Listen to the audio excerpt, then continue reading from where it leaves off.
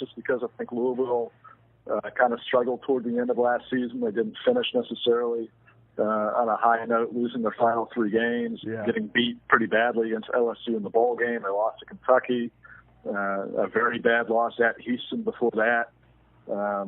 So this is a team that didn't play especially well down the stretch last year. And, right now the difficult thing for Louisville is just that Florida State and Clemson are so entrenched on that side. The ACC didn't do Louisville any favors by placing them in the Atlantic Division. Now, you're right there on Tobacco Road. How are things in your backyard, UNC, State, and Duke? And then, of course, down the road in Winston-Salem at Wake Forest. Yeah, well, here in the Triangle, everyone's been talking about NC State. I mean, that's been the team that's been getting a lot of buzz. The imbalance in the divisions, that really hurts NC State, especially. And that's not something that's lost on the administration there or the fan base, especially as it relates to North Carolina. Of course, NC State's arch rival there because UNC clearly has had an easier path to the ACC championship game in recent years. UNC did make that ACC championship game a couple of years ago in 2015. If the Tar Heels had not been serving a one-season postseason ban, they would have played for the ACC championship in 2012. So technically, in 2 out of Larry Fedora's first 5 years at UNC, UNC won the division. They only played for the league title one of those times, but they've gotten it done. And NC State looks at that and they're like, well, that makes sense because you guys don't have to play Florida State. You don't have to play Louisville. We do at NC State. But you look at the Wolfpack, and last year they had opportunities to beat Florida State. They should have beat Clemson. They should have beat Clemson. That game, they blew it. Right. They were right there in both of those games. If, God bless them, you don't want to, directly criticize a kicker. Certainly he took that very difficultly. But, if you have a kicker, you're NC State and you have a place kicker, then you win that game. Yeah. And Clemson all of a sudden isn't playing for the national championship. So, that's how thin the margin was for NC State a season ago. They're getting a lot of love nationally, which I think makes some sense. I mean, they return the bulk of their production up front on either side of the lines. They should be tough up front offensively and defensively, especially defensively. They return a lot of skill guys. Jalen Samuels, J-Sam, I think is one of the more underrated skill guys in the ACC, if not the country. Ryan Finley at quarterback, he comes back with experience. So NC State, among the Triangle teams, I think is the best suited to kind of make some noise this year. North Carolina, the team that I cover, they lost basically everyone of note offensively. Mitch Trubisky, the number 2 pick in the NFL draft. Mm-hmm. The quarterback is gone. Ryan Switzer, Matt Collins, Bug Howard, their top 3 receivers are gone. Elijah Hood, TJ Logan, the best 2 running backs are gone. So if you're sensing a theme there, that's because there is one. I mean, they lost everybody. Duke, I think, it's a bit of a kind of a crapshoot for them. They've been up and down in recent seasons after taking a giant step forward earlier in David Cutcliffe's tenure. They don't have the top end talent that some teams do at the very top of the league, like a Clemson, Florida State, Louisville, that kind of thing. But certainly they can give anybody a game from that next tier. And Wake Forest is trending in the right direction as well. I think all 4 of these teams have a shot to become bowl eligible. We're here in Atlanta, so of course we got to talk Georgia Tech. And then that's right. Especially after news over the past couple of days with Dedrick Mills getting kicked off the team. Yeah, that's not good. No, it's not. Yeah, he was their leading returning rusher. I think he had almost 800 yards a season ago, 12 touchdowns. But he was their only returning running back or rusher who averaged more than 56 yards. They were counting a game last year to carry the bulk of the offense. Right, exactly. And, especially for a team that lost Justin Thomas, his quarterback last year. He was a senior. They really expected Mills to kind of be that guy, that sitting force in the backfield. And so without him, there's going to be some opportunities for other players to step up. It's not like they're barren in the backfield, though. It's not like they're devoid of talented guys, who can run the ball effectively. Just because obviously that's Paul Johnson's system, the option offense. He's always going to have a stable of running backs who can get the job done. The question is, how they fill that void. Marcus Marshall last year, he was a guy they really counted on, 6.5 yards per carry. Clinton Lynch. Searcy is a guy. They had a bunch of good sophomores last year come in and kind of establish themselves, and those guys are really going to have to step up and try to get the job done this year.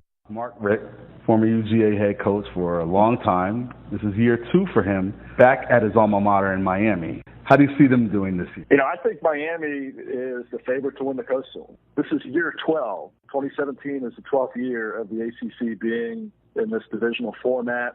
Obviously, when they went to a divisional format after expansion in the mid-2000s, the expectation was that, you put Florida State on one side, you put Miami on the other. Yeah. Boy, you're going to have a lot of Florida State-Miami title games, and that's going to help raise the profile of the league. Yeah, it's never happened. And the crazy thing, too, is that both Florida State and Miami have won ACC basketball tournament before both of these teams have played. So weird. It is, yeah. Miami won the ACC basketball tournament a few years back. Florida State won it in 2012. But really, Miami for a long time had, I think, some bad coaching luck. But there are certain schools in the ACC where it should never be a challenge to recruit effectively. And Miami is one of those schools just because, you can't go out in your backyard without running into a very good football prospect in South Florida. I mean, they're just surrounded by it. They're all over the place. Talent has never been the issue at Miami. I think it's always been kind of coaching, motivation, putting the pieces together. And I think you saw some glimpses last year in Mark Richt's first year that makes you think, well, I mean, these guys are finally kind of getting it. They closed the season pretty well. I think they won their final 5 games. And so you enter this year with just a lot of momentum. But I like Miami a whole lot. Now, for me, I think a dark horse could be either Virginia or Virginia Tech. What are your thoughts on both of those schools? Well, I agree with you, especially on Virginia Tech. I think we saw Virginia take a step forward a year ago in Bronco Mendenhall's first year. Both of those teams had first-year head coaches a season ago. Justin Fuente at Virginia Tech, he had a heck of a year. Those guys going 9-3, I think they surprised a lot of people. So really last year was kind of a resurgent year for those guys. I thought that they played Clemson very tough in the ACC championship game. They beat an SEC team in the bowl games. But I look at Virginia Tech, and I would put them and Miami as the most sure things, I think, on that side of the ACC. Well, we'll get you out of here on this one so I can take the deed to the house and go put it up at Vegas. Who you got in the ACC championship game? Yeah, you should not do that, by the way. Well, for your prediction, I think it's pretty safe. In fact, whatever I say, you should probably do the opposite. But I'm going to, I'll go with what I alluded to earlier. I think this is going to be the first time since the ACC has gone to a divisional format that Florida State and Clemson, or Florida State and Clemson, the Florida State and Miami play in the ACC title game. I think obviously they created these divisions with that in mind, with both of these schools on opposite sides, and it hasn't happened yet. I think this is finally, I think the stars are aligning and it's kind of coming together where, Florida State and Miami, after all this time, finally meet in the ACC championship game. So you taking Miami or FSU in that game? Well, I take FSU in that game. Andrew Carter, the Raleigh News Observer, great publication. Thank you so much for joining us on Married to the Game. Andrew, give your social media info so people can follow you and check out all your coverage. All right, sure. Yeah, you can follow me on Twitter. The handle is _Andrew Carter, all one word. And, basically I link everything there, and I'm pretty active. Thanks, Andrew. Hey, man. Thank you so much for having me. I appreciate it. So with this back-to-school night theme that we got going on, we got your bachelors doing all the ACC stuff. Well, first I think you should say that we went to high school, then we went to bachelor's. Are you here with us, paying attention? Our lead story was the ACC, college football. Cue on the brain. And now we're doing that. You got your bachelor's, and now you're going to grad or law school. I swear, I just had like a cue on the brain moment. You know they got an altar call for you. I need. But in the meantime, back to life, back to reality. Yes, back to school. Ellakisha O'Kelley, Esquire. I love her name. Famed attorney, sports and entertainment law with us. What a testimony for O'Kelley, pardon the legal pun, of overcoming hurdles, pardon the sports pun. I like that, hun. Scholarships won and lost, championship hurdler. She raised a child while being a student athlete. That in itself, she deserves a championship ring. Then she, as a pro, unfortunately burned by shady contracts and shady agents. And they can be shady. She was trying out for the 2000 Olympics. Then she was a college coach, and now she's doing her thing as a sports and entertainment lawyer. And that's where she is winning big time.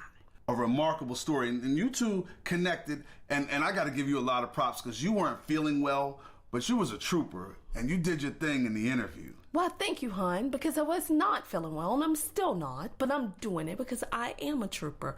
I am an athlete. You come from track, and she's a track star. That's where that connection came into play. Yeah, but she's a track star.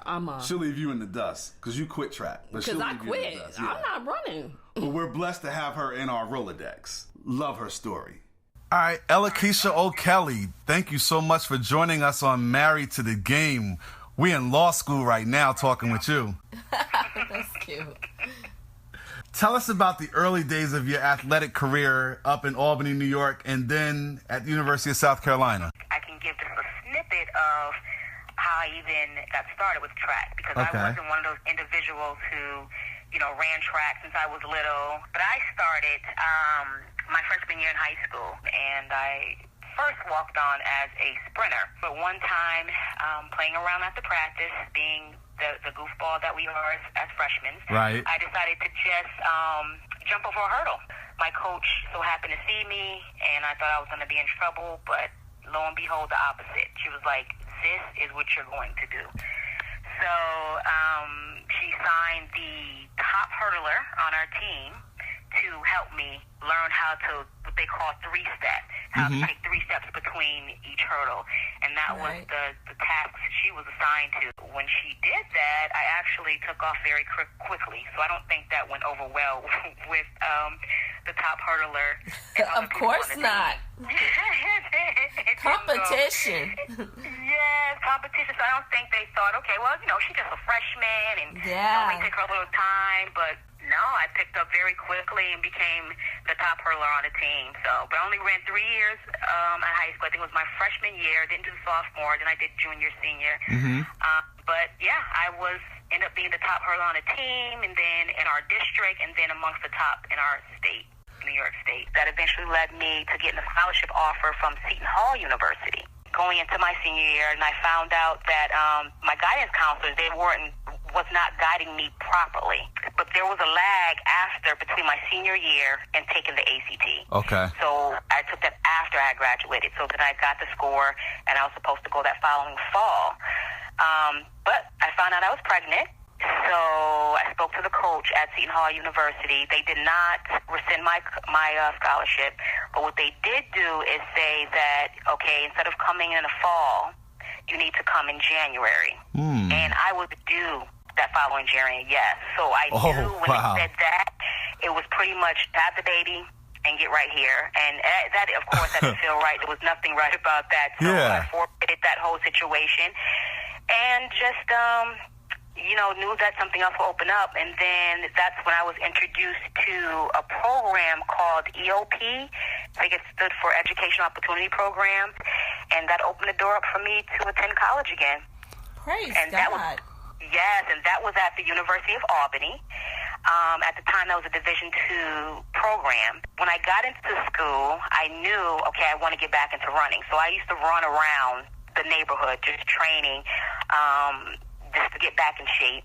So I walked on to the Division II program and, of course, had a young child at the time. So I was balancing getting into college, being a new mom, with all the odds against me, I did. I balanced it all, and I excelled very quickly, very fast on the track and in the classroom. When I excelled, it just motivated me to say, you know what, I want to reach out to the Division I schools, because we were competing against Division I schools, and I was beating most of those girls. I said, I want to personally reach out. No one was reaching out to me, and there were like 5 schools on my list.